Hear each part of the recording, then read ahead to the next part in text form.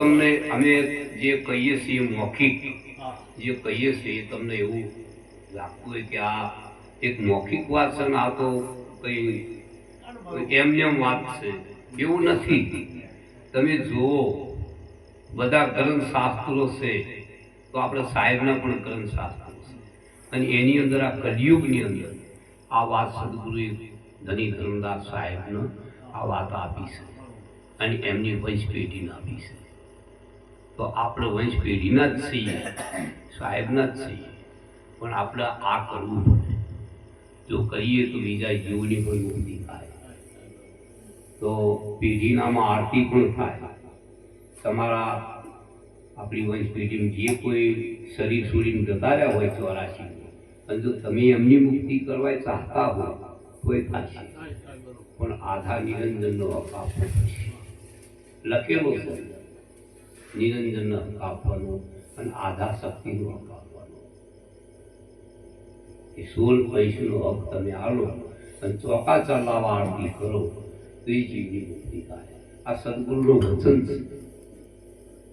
તો આ ભક્તિ અત્યારે એટલી આવી લટકેલી છે જીવની મુક્તિનું. ભજન તો આપણે કહીએ છીએ, ભજન તો આપણે કહીએ છીએ. સદગુરુ કવિ સાહેબની ઘણી વાણીઓ છે, 5000 વાણી છે. આપણે વાણી પાણીમાં પાર કરી.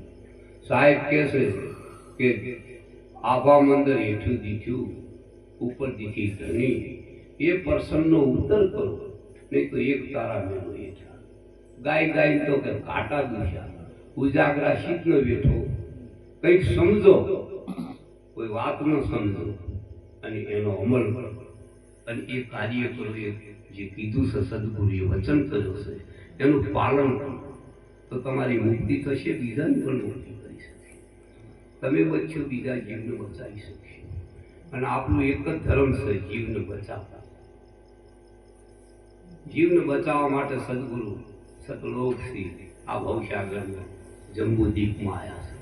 આ હિરણ્ય તરફ દીપ છે, આ વાસના દીપ છે. આ વાસના દીપ છે એમાં બધા 14 લોક છે. સદગુરુ શબ્દ સ્વરૂપી આવ્યા છે એટલે એમને કશું થયું નથી.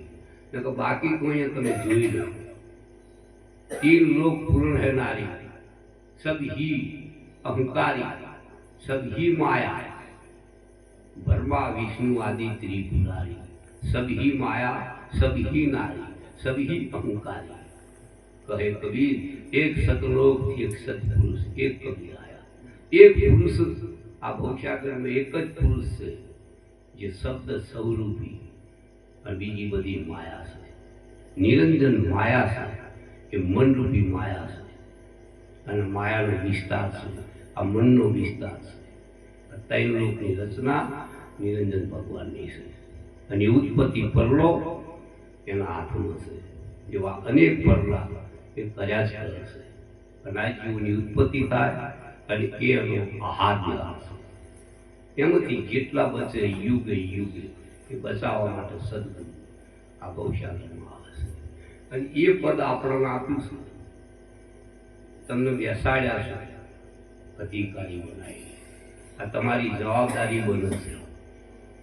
તમે 2, 5, 25 ને બચાવો, એમની મુક્તિ કરો, એમની મુક્તિ કરો. મુક્તિ કરવા માટે આપણે બેસાડ્યા છે અને 2 સાહેબ એ ભજન કરીને ગયા છે જે પૂરેપૂરું એમને 4 શબ્દોનું જ્ઞાન આપ્યું છે, 10મા મુકામની નિશાની આપી છે તમને. તો આ તમારે આગળ દબાવો, આ પંથ ચલાવો, બધા હલી મળી. મારું તો માનવું એ છે કે હવે આથી તમે એવો વિચાર કરશો કે આ જે કંઈ અડધો ભાગ છે તે આખો પૂરો કરશો અને જે તે કંઈ સાહેબના મય જોડાયેલા હોય એ બધા તમે મળી અને 10મો ભાગ નહીં, 5મો ભાગ, 5 ભાગ, 5મો એટલે હોય 5 રૂપિયા. ધર્મ સાહેબ ગુરુ ધર્મ છે. મૂળમાં બેડો, થડમાં બેડો પાણી, ડાલા પાંખડા ઉપર બેડો ના પહોંચે.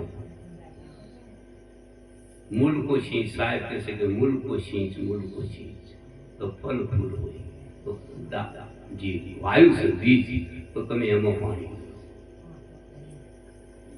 તો ભક્તિનું બીજ વાયુ અને જ્યાં સાહેબનું નામ, તો ધન્યવાદ આલીએ નિર્ભય સાહેબને.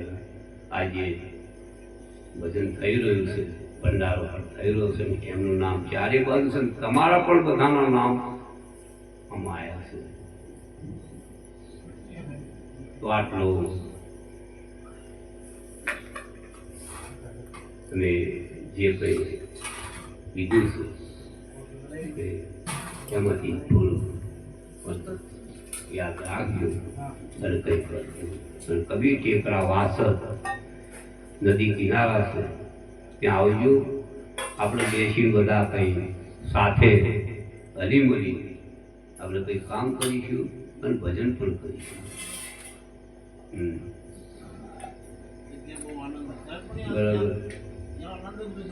એટલે આવો ત્યાં મૂંઝાશો નહીં. તમને બધાનો પદ આપ્યું છે, આમાં કોઈ નાના મોટાનો ભાવ નથી, બધા એક સરખા જ છે.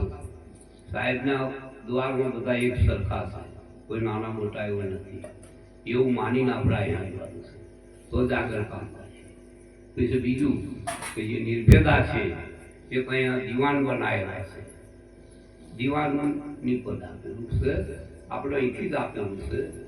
તો એમને ત્યાં સમાધિ લીધેલી. તો આજે અમે ગયા તો બધું ફોટા ને એવું બધું જગ્યા હશે ને મૂકેલું છે.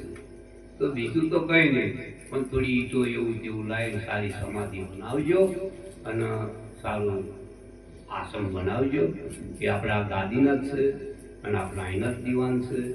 એ પણ આપણે એ આપણું ગણાય, પોતાનું ગણાય.